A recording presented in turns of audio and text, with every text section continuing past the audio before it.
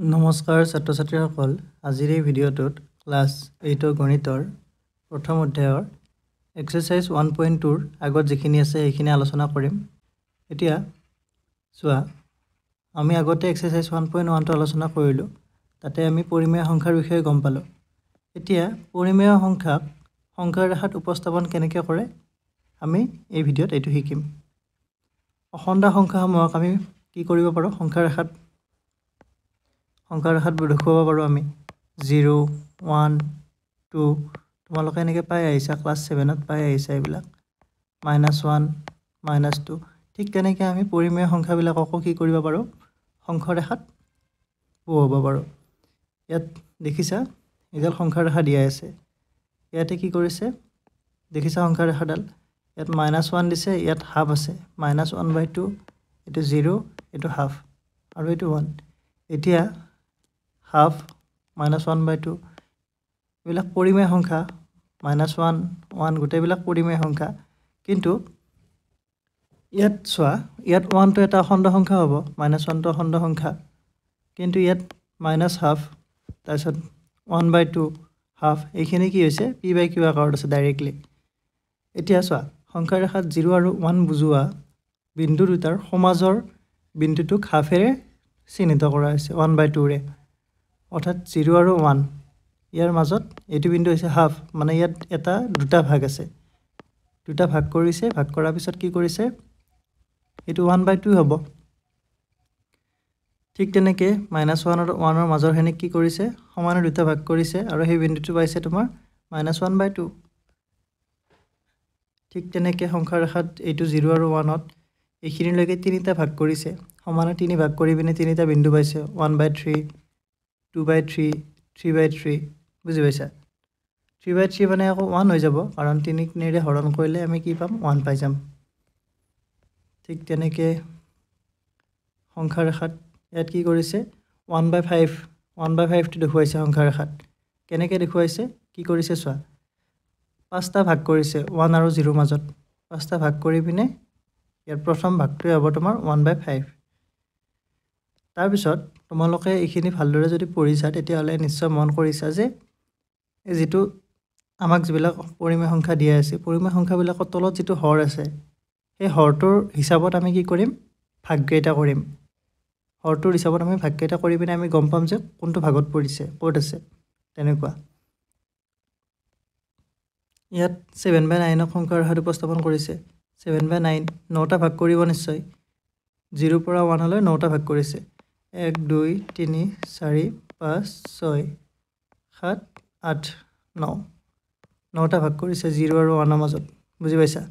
1 লৈ 8 লৈ আছে এইটো, so 7/9 হ'লে এইটো হ'ব। ঠিক তেনেকে -5/4 -5/4 কি কৰিছে তলত যেহেতু হৰটো 4 আছে 4টা ভাগ কৰিব, মানে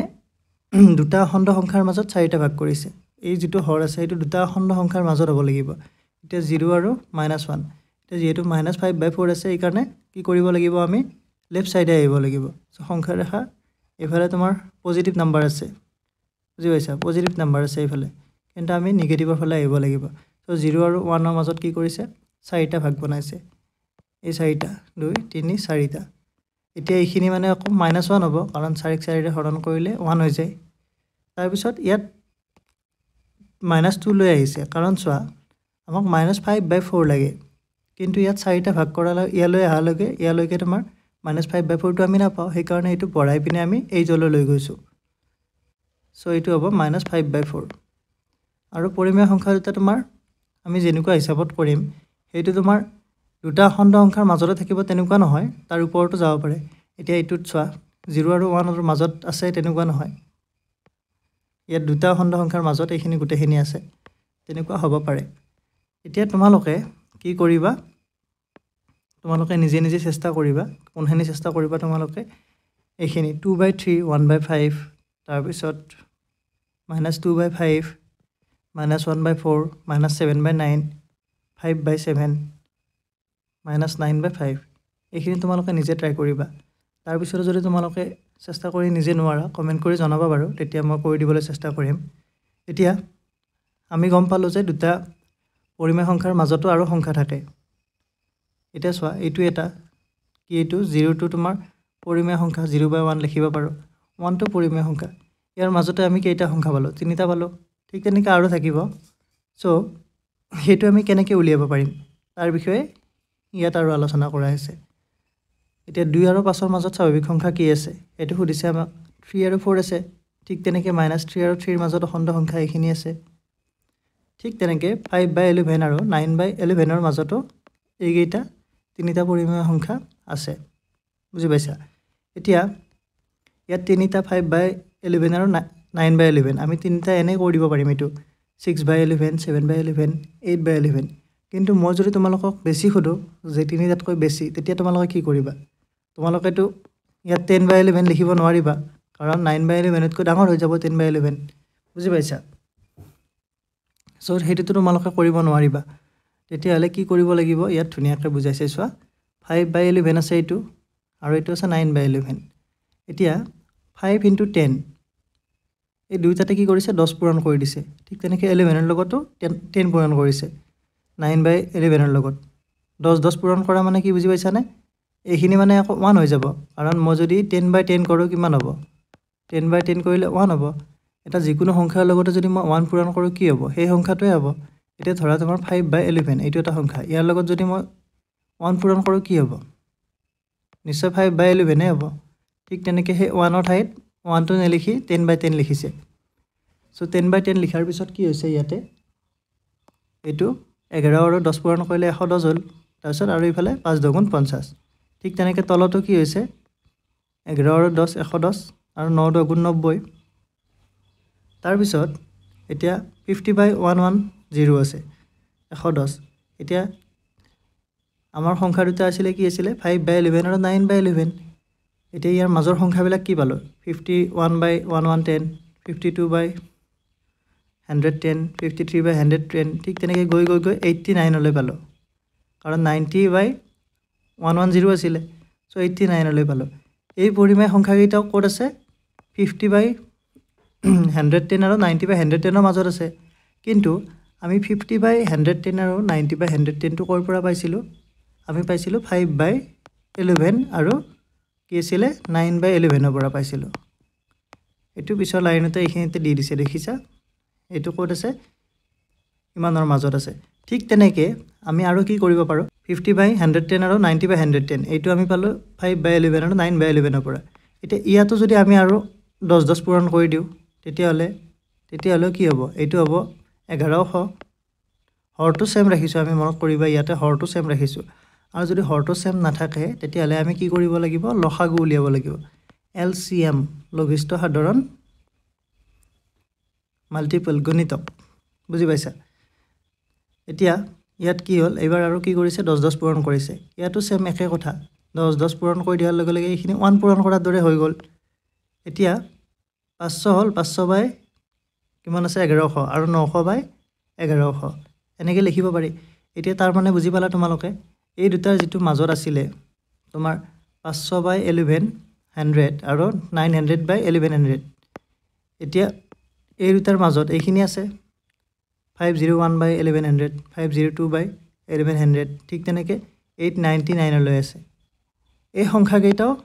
এইখিনিৰ মাজত আছে এইখিনি মাজত থকা মানে আকৌ 5/11 আৰু 9/11 ৰ মাজতে থকা বুজি পাইছা সো এনেদৰে এই সংখ্যা দুটাৰ মাজত আৰু বহুতো সংখ্যা উলিয়াব পাৰি মানে আমি কি বুজিলো আলটিমেটলি যে পৰিমেয় সংখ্যাৰ মাজত অসংখ্য পৰিমেয় সংখ্যা থাকে সো হেতুৱে দুটা পৰিমেয় সংখ্যাৰ মাজত অসংখ্য পৰিমেয় সংখ্যা আছে অসংখ্য মানে আমি শেষ কৰিব নোৱাৰো লিমিটেড নহয় আনলিমিটেড তোমালোকে ইচ্ছা কৰিলে যিমান ইচ্ছা উলিয়াই থাকিব পাৰিবা কিন্তু ইয়াতে আৰু এটা বস্তু দিয়া আছে চোৱা দুটা স্বাভাৱিক বা অখণ্ড সংখ্যাৰ মাজত অসংখ্য স্বাভাৱিক বা অখণ্ড সংখ্যা নাথাকে এই সংখ্যা সীমিত মানে কি কৈছে বুজি পাইছা আমি পৰিমেয় সংখ্যাৰ মাজতে অসংখ্য পালো ইনফিনিটি মানে গণি শেষ কৰিব নোৱাৰো কিন্তু স্বাভাৱিক সংখ্যাৰ ক্ষেত্ৰত ধৰা 1 আৰু 3 ৰ মাজত কিমান আছে 1 আৰু 3 এই দুটা স্বাভাৱিক সংখ্যা এই স্বাভাৱিক সংখ্যাৰ মাজৰ সংখ্যাটো কি হ'ব 2 হ'ব অৰ্থাৎ আমি 2 টো গণিব পাৰো বুজি পাইছা 1 আৰু 2 ৰ মাজত স্বাভাৱিক সংখ্যা আৰু আছে নেকি নাই ঠিক তেনেকৈ এটো কৈছে এটো সংখ্যা সীমিত পাইছা বুজি এতিয়া কেইটামান উদাহৰণ দিয়া আছে -3/5 আৰু 2/7 মাজত কেইটামান পৰিমেয় সংখ্যা উলিওৱা ইয়াত লসাগু উলিয়াই কৰিছে লসাগু মানে কি কৰিছে চোৱা আমাৰ হৰটো যদি সেম কৰি দিও তেতিয়ালে উলিয়াবলৈ সহজ হয় ইয়াত 5 আছে তলত হৰটো ইয়াত 7 আছে থাকিলে আমি যদি কি কৰো 5 ৰ লগত 7 পূৰণ কৰো 7 ৰ লগত 5 পূৰণ কৰো ইয়াত 35 পাম আৰু ইয়াতো 35 পাম আৰু বাকি ওপৰখিনি -21/35 আৰু 10/35 হল এইখিনি বেলেগ বেলেগ হল এতিয়া মাজৰ সংখ্যাকিটা আমি লিখিব পাৰিম আৰু তোমালোকে মন কৰিবা আমাৰ নাম্বাৰ লাইনত এইফালে 1 টো পজিটিভ যাব আৰু এইফালে নেগেটিভ আহিব -1 -2 তেনেকুৱাকে এতিয়া ইয়াত -21 পাইছে নহয় তোমালোকে -22/35 লিখিব নোৱাৰা তোমালোকে উলটি আহিব লাগিব -21 হলে ইয়াৰ আগত লিখিব লাগিব মানে -20 পৰা আহিব লাগিব -22 মানে পিছত লিখিব নোৱাৰা এটো মন কৰিবা মই বাৰু ভালদৰে বুজাই দিম কৰিতে এতিয়া ইয়াত লসাগু উলাই পিনে কৰিছে সো মাজৰ সংখ্যাকিটা ইয়াত লিখিছে ঠিক তেনেকে আৰু দিছে -5/6 আৰু 3/8 ৰ মাজৰ পৰিমেয় সংখ্যা এইটো কৰিব দিছে হোমৱৰ্ক দিছে এইটো তোমালোকে এইটো কৰিব পাৰিবা ইয়াত 6 আৰু 8 এই দুটা সংখ্যা আছে ইয়াৰ এলচিয়াম উলাই লবা এলচিয়াম কি হ'ব 8 আৰু 6 ৰ 8,6 2 ৰে 2 4 গুণ 8 2 3 গুণ 6 কিমান হ'ব এতিয়া চোৱা 6 4 গুণ 24 হ'ব এলচিয়াম সো এলচিয়াম 24 হোৱাৰ লগে লগে বাকিখিনি তোমালোকে কৰিবা মই এইটো কৰি নিদিও তোমালোকে এইটো উলিয়াই লবা এতিয়া -3 আৰু -1 ৰ মাজত পৰিমেয় সংখ্যা এইটো কৰিছে এইবিলাক মই আৰু কুৱেশ্যন কৰোতে কৰিম বাৰু -3 আৰু -1 ত কি কৰিছে -3 টো আমি কেনেকৈ লিখিব পাৰো -3/1 লিখিব পাৰো হেতুৱে লিখিছে ইয়াতো -1 টো ঠিক তেনেকৈ এইটো এনেকৈ লিখি লৈছে এতিয়া পৰিমেয় সংখ্যা লাগে কেইটা লাগে এইটো আমাক দিয়া নাই কিন্তু অনুশীলনীত বা পৰীক্ষাত হয়তো ধৰি দিব তোমালোকক যে 5টা লিখা 2টা লিখা তেনেকুৱাকে এতিয়া আমি 10 ৰে পূৰণ কৰি লৈছো তলত 2 পানে 10 কৰি লৈছো 10 10 ওপৰত হৈছে -30 তলত হৈছে -10 এতিয়া মাজৰ কেইটা লিখি দিয়া যিমান লাগে আৰু ইয়াতকৈ বেছিও আমি পাব পাৰো এতিয়া -30/10 আছিল তাৰ লগত আৰু 10 পূৰণ কৰি দিছে ইয়াৰ আগত যেটো উদাহৰণ আছিল তেনেকুৱাকে ইয়াত দেখিছা তোমালোকে ইমানখিনি ইয়াত পাইছে ঠিক তেনেকে আমি কি কৰিব পাৰো গড় বা মধ্যমান নিৰ্ণয় পদ্ধতিৰেও দুটা পৰিমেয় সংখ্যাৰ মাজৰ সংখ্যা আমি নিৰ্ণয় কৰিব পাৰো অৰ্থাৎ গড় পদ্ধতি বুলি ক'লে কি হয় এভাৰেজ যেটো উলিয়াই ধৰা তোমাৰ দুটা সংখ্যা দিয়া আছে এটা হল 1 আৰু এটা হৈছে 3 এই দুটাৰ মাজৰ সংখ্যাটো কি হ'ব কেনেকৈ উলিয়াম আমি 1 আৰু 3 টো যোগ কৰি দিম তাৰপিছত 2 ৰে হৰণ কৰি দিম কিমান হ'ব 3 1 4 4/2 = 2 মানে 1 আৰু 3 মাজত কি হ'ব 2 হ'ব এটো হল গড় পদ্ধতি ঠিক তেনেকৈ পৰিমেয় সংখ্যাটো আমি এই পদ্ধতিৰে কি কৰিব পাৰো সংখ্যাবিলাক উলিয়াব পাৰো ইয়াত কেনেকৈ উলিয়াইছে 1/3 আৰু 1/5 ৰ মাজত দুটা পৰিমেয় সংখ্যা নিৰ্ণয় কৰিব দিছে এতিয়া মই এইটো সংখ্যা ৰেখাত বুজাই দিম তোমালোকক চাবা 1/3 আৰু 1/5 দুটা পৰিমেয় সংখ্যা আছে 1/3 আৰু 1/5 এটো কেনেকৈ হ'ব ধৰা এটো আছে 1/3 আৰু এটো 1/5 সিম্পলি ভাবি লোৱা এতিয়া ইয়াৰ মধ্যমান বা গড় উলিয়াৰ লগে লগে আমি যেটো সংখ্যা পাম হেতু হ'ব তোমাৰ একদম মাজত হ'ব এটো অৰ্থাৎ ইয়াত কি পাইছে এটো 4/15 পাইছে এটো কৰিছে তেওঁলোকে কৰাৰ পিছত এটো পাইছে কৰাখিনিটো বুজি পাইছে এটো এলচিয়াম উলাইছে তাৰপিছত 2 ৰে হৰণ কৰা আছিল সো এইখিনি কৰি পিনে 4/15 পাইছে অৰ্থাৎ এই দুটা 1/3 আৰু 1/5 ৰ মাজত কি আছে মাজত থকা সংখ্যাটো হৈছে এটো 4/15 এটো এতিয়া তাৰ পিছত কি কৰিছে 4/15 টো ইমানৰ মাজত থাকিব হয় তাৰ পিছত 4/15 আৰু 1/3 ৰ মধ্যমান নিৰ্ণয় কৰিছে আকৌ গড় উলিয়াইছে অৰ্থাৎ এবাৰ নেক্সট টাইম আকৌ এই দুটা সংখ্যাৰ গড় উলিয়াইছে অৰ্থাৎ মাজৰ মান উলিয়াৰ লগে লগে এবাৰ এইটো সংখ্যা পাম আৰু এইটো সংখ্যা হৈছে 3/10 বুজি পাইছা সো এইটো 3/10 টো যে পালো এই 3/10 টো নিশ্চয় ক'ত থাকিব গম পাইছা তোমালোকে এই 3/10 টো ক'ত থাকিব 1/3 আৰু 1/5 ৰ মাজতে থাকিব ঠিক তেনেকৈ আমি 3/10 আৰু 4/15 ৰ কি কৰিব পাৰো গড় উলিয়াব পাৰো তাৰপিছত যেটো মাজৰটো হ'ব মাজৰটোৰ লগত আকৌ এইটো পাৰো ঠিক তেনেকৈ 3/10 আৰু 1/5 ৰ পাৰো বা তোমাৰ 3/10 আৰু 1/3 ৰ পাৰো তেনেকুৱাকৈ আমি গড় উলিয়াব পাৰো সো গড় উলিওৱা পদ্ধতিৰে আমি কৰিব পাৰো কিন্তু মই তোমালোকক গড় উলিওৱা পদ্ধতিত কৈ তোমালোকে সংখ্যা পূৰণ কৰি বা এলচিয়াম উলাই পিনে যেটো কৰিবা হেতুত বেছি সহজ পাবা মই ভাবো কাৰণ গড় উলিয়াই থাকিলে তোমালোকৰ টাইমটো বেছি যাব মই তেনেকৈ ভাবোঁ তোমালোকে চাই ল'বা কৰি পিনে য'ত তোমালোকৰ সুবিধা হয় তেতিয়া কৰিবা তোমালোকে ইয়াৰ পিছত আৰু কি দিয়া আছে চোৱা গড়টো এইটোৱে কোৱা আছে যে এনেদৰে পুনৰ দুটা সংখ্যাৰ মাজত অৰ্থাৎ ইমান ইহঁতৰ মাজত আকৌ আমি গড় লৈ পিনে সংখ্যাবিলাক উলিয়াব পাৰিম একেবাৰে শেষৰ এটা লাইন আছে এইটো চাবা এইটো লাইনটো কি দিয়া আছে a আৰু b দুটা পৰিমেয় সংখ্যা হ'লে a প্লাছ b/2 এইটো মন কৰিবা a প্লাছ b/2 a আৰু b ৰ মাজত থকা এটা পৰিমেয় সংখ্যা হ'ব য'ত a less than a plus b/2 less than b মানে দুটা পৰিমেয় সংখ্যা যদি a আৰু b দিয়া থাকে তেতিয়াহ'লে ইহঁতৰ কি কৰা এই সংখ্যা দুটা যোগ কৰি পিনে যদি 2 ৰে হৰণ কৰোঁ সেই সংখ্যাটো এটা পৰিমেয় সংখ্যা হ'ব আৰু সেই সংখ্যাটো যেটো আমি 2 ৰে হৰণ কৰি পাম সংখ্যা দুটা যোগ কৰি সেই সংখ্যাটো কি হ'ব 8 কৈ ডাঙৰ হ'ব আৰু b কৈ সৰু হ'ব এইটোৱে আশা কৰোঁ এইটো ভালদৰে বুজি পাইছা আজি ভিডিঅ'টো দেখিনিয়ে নেক্সট ভিডিঅ'ত আমি এক্সাৰসাইজ 1.2 টো আলোচনা কৰিম এটা ভিডিঅ'তে গোটেইখিনি দিব পাৰিলো এটেন কিন্তু এক্সাৰসাইজটো এটা ভিডিঅ'ত এক্সট্ৰা কৰি দি দিম বাৰু আশা কৰোঁ ভিডিঅ'টো চাই ভালদৰে বুজি পাইছা যদি ভিডিঅ'টো ভাল লাগিছে like comment share and subscribe কৰি দিবা thank you thanks for watching